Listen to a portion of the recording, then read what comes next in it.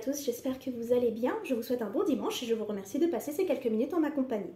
Aujourd'hui, j'ai envie de vous parler lecture. Parmi toutes les dernières lectures que j'ai lues, parce que je lis beaucoup en ce moment, j'en ai sélectionné 6, 2, 3, 4, 5, 5 dont j'ai envie de vous parler. Je tiens juste à dire que pour certaines de ces histoires, je vais me sentir obligée de spoiler pour expliquer ce qui m'a plu ou pas plu. Donc, si j'oublie pas, il y aura un chapitrage en bas si vous ne voulez pas vous faire spoiler par ces lectures. Enfin, faire spoiler vos lectures.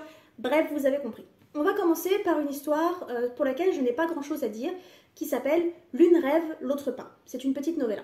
C'est l'histoire d'un univers où on fait des expériences scientifiques sur une nouvelle génération d'enfants pour voir ce qu'il se passe au niveau de l'intelligence, au niveau de qui les enfants deviennent, si on leur transmet l'impossibilité de dormir. Si on ne dormait pas, si on avait beaucoup plus de temps dans nos journées, qu'est-ce qui se passerait sur notre cerveau et sur notre comportement et notre intelligence? Une famille riche décide de prendre part à cette expérience pour leur enfant parce que le père estime que dormir c'est une perte de temps et qu'il regrette tout le temps qu'il a perdu à ne pas travailler pendant qu'il dormait. Du coup, il force un peu la main de sa femme enceinte pour participer au programme et faire que leur enfant ne dorme pas. Petit couac, la femme attend des jumelles. Du coup, l'une d'entre elles a reçu le traitement et pas l'autre. C'était assez fade. L'idée était intéressante, l'idée était... mais les personnages sont pas attachants, la plume est pas dingue. Au bout d'un moment, on s'ennuie très vite. Il y a beaucoup de choses que j'ai pas trop compris. Et je pense peut-être parce que je lisais en diagonale. Mais vraiment, non. Je ne recommande pas. Une autre déception, c'est 6 mois par an. J'avais très envie de lire 6 mois par an. Vraiment, depuis qu'il est sorti, il me fallait ce bouquin. 6 mois par an, c'est l'histoire d'amour entre Anna et Ro qui se rencontrent un jour et tombent amoureuses l'une de l'autre. Rencontrer Ro, ça bouscule tout le quotidien de Anna. Elle avait une vie pas très trépidante, elle savait pas trop quoi faire de sa vie, c'était pas non plus la grosse fiesta, hein. Mais rencontrer Ro, Ro c'est la femme la plus incroyable du monde, la plus belle du monde, la plus intelligente, la plus drôle, bref, c'est la femme de sa vie. Ensemble, elles passent 6 mois de rêve. Et au bout de 6 mois, Anna s'endort aux côtés de Ro, et le lendemain matin, Ro n'est pas là, et plus personne ne se souvient d'elle. 6 mois par an, c'est donc l'histoire d'amour d'Anna et Ro, alors que Ro n'existe que 6 mois dans l'année. Pendant 6 mois, elle est Aurora, et puis 6 mois plus tard, elle est Roméo, qui habite dans un tout autre pays, et qui a une toute autre vie. C'était très intéressant dans la façon dont les personnages étaient gérés. Certains sont très attachants. On pense à Anna, sa meilleure amie qui s'appelle Mila, je crois, Aurora et Roméo. C'était très intéressant, surtout toute cette idée de vivre 2 vies différentes et de vivre plus ou moins dans des temporalités différentes. En gros, il s'est passé quelque chose qui fait que Aurora et Roméo ont plus ou moins fusionné. Quand Ro et Roméo, la vie d'Aurora est complètement différente. Plus personne ne se souvient d'elle. Sa mère, qui pourtant est accro à la drogue, va mieux. Et quand Ro est Aurora, la petite amie de Roméo, qui est malade, n'a pas de petite amie. C'est également toute cette histoire qui est très intéressante sur le fait que Aurora trouve que le fait qu'elle soit vivante est égoïste. Parce que dans sa temporalité, quand elle existe, sa mère est accro à la drogue, mais quand elle n'existe pas, sa mère va mieux. Sa mère a repris sa vie en main, sa mère va à des réunions, c'est comme les alcooliques anonymes. Et en plus, quand Aurora n'existe pas, ça veut dire que Roméo existe, et quand Roméo existe, la petite amie de Roméo n'est pas en train de mourir seule de sa maladie. Elle a quelqu'un à ses côtés. Donc tout ça, c'est super intéressant. C'est juste perdu dans plein de choses qu'on s'en moque un peu, genre les amis d'Anna, ils sont pas très intéressants. Qu'est-ce que ça fait là? Est-ce qu'on est censé s'y attacher? Et la plume, c'est...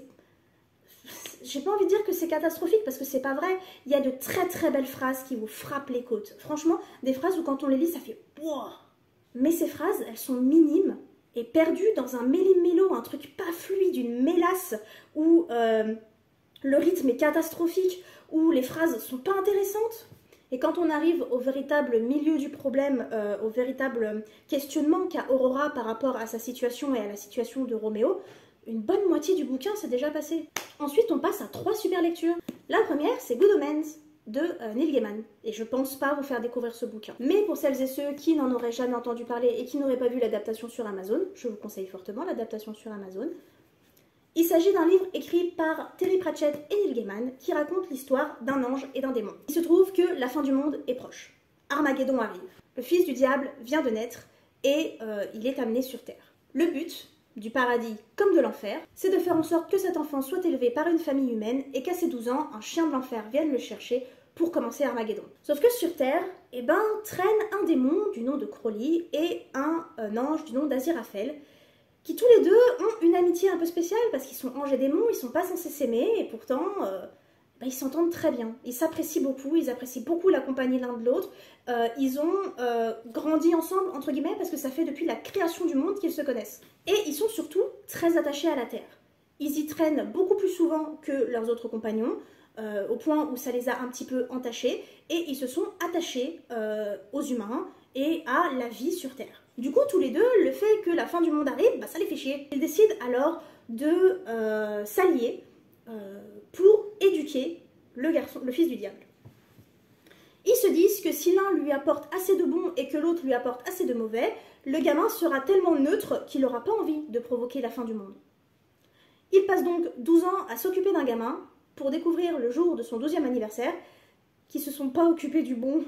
Il y a eu tout un micmac quand l'enfant a été déposé sur Terre qui fait que ça fait 12 ans que Crowley et Aziraphale mettent en place un bon plan sur le mauvais gamin. Sur un gamin qui est tout aussi humain que les autres.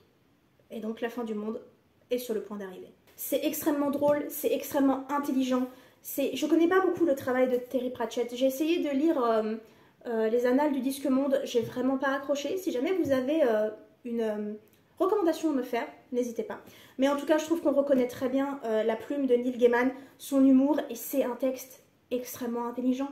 Dès le début, je me disais, mais je ne serais jamais capable d'écrire comme ça, c'est impossible, c'est incroyable une telle intelligence d'esprit et une telle intelligence dans la plume. Donc je suppose que Neil Gaiman a apporté tout ce qu'il avait de mieux et que Terry Pratchett a également apporté tout ce qu'il avait de mieux et que ça ne pouvait que créer une véritable œuvre d'art. C'est donc sans surprise que le livre rejoint mes meilleures lectures de 2023, mes coups de cœur de 2023, tout comme le second dont je vais vous parler, et également, attendez, hop là je remets droit, et également celui dont je vais vous parler après. Là on est sur 3 coups de cœur, celui-là et les 2 autres. Mon deuxième coup de cœur, c'est Une rivière furieuse, de Erika Waters, par les éditions du Chat Noir. Un livre qui m'a été offert par ma cousine à Noël sur les recommandations de ma petite sœur. Une rivière furieuse, c'est l'histoire de Della et Natasha. Natasha, c'est une jeune fille comme toutes les autres, mais c'est surtout une jeune fille qui vient de perdre sa sœur. Sa sœur a disparu, on ne sait pas où elle est, et elle la recherche activement, surtout que sa sœur ne semble pas être la première victime d'une disparition. Elle est déterminée, elle retrouvera sa sœur et elle retrouvera ce qui lui est arrivé. De l'autre côté, vous avez Della. Et Della, c'est une sorcière. Alors il n'est pas vraiment dit si les gens comprennent ou savent qu'elle est une sorcière. Disons que tout le monde lance des rumeurs sur sa famille en disant que cette fille-là est une sorcière. Et des gens sont d'accord pour venir dans leur boutique pour acheter des poisons, des filtres d'amour, des filtres de vérité, tout ça.